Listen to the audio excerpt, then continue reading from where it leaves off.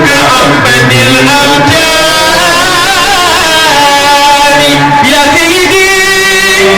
يا سيدي يا سيدي أم الكتاب بقدر القرآن ثم الصلاة آمين على النبي وعلي من ربي في ربه الحنان ولقد وليت وليت بالولادتي سمع آيتك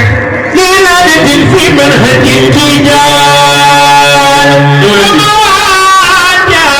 ولأمني سمعت من أمرني سمع آيتك فجزل الله وجل به السماء أيوة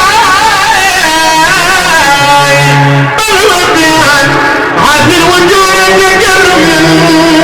أنا القرآن بين الرجال وهم بالتجار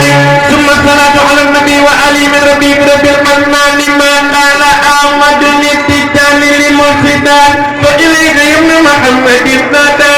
كنا خمني قتنا waaye fi Cheikh Tidiane la fi war a way waaye Sëñ Babacar lu mu guddi guddi di nga ko ñambaas ci way waaye xam na ni guddi na waaye dama bëgg ngeen aw ma ci lii ñëw ko ni Sëñ Babacar wax de góor gi ndar ndar góor gi ndar ndar daana ci def lépp biir góor daana di waanoo waanoo ana waa kër Sëñ Babacar daana ci nga góor gi ndar daana ci si góor gi ndar ndar daana di waanoo waanoo daana ci nga gaa yi ko bas nañ ma nee nañ bu ma ko woyee noonu naa commencé ci Seydi Aboubacar daana seedeel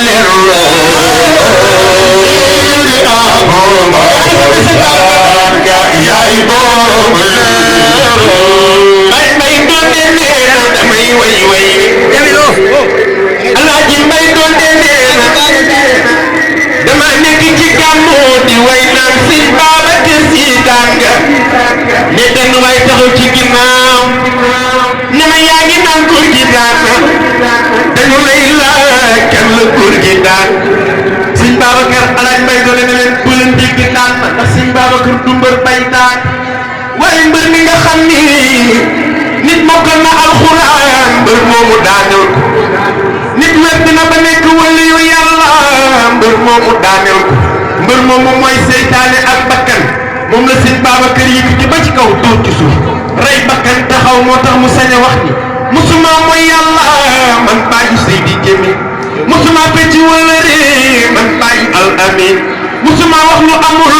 man bàyyi Serigne Cheikh Tidiane moo tax borom Gaynde Njaay nee na xale yaa ngi lu jamono ji gën a dem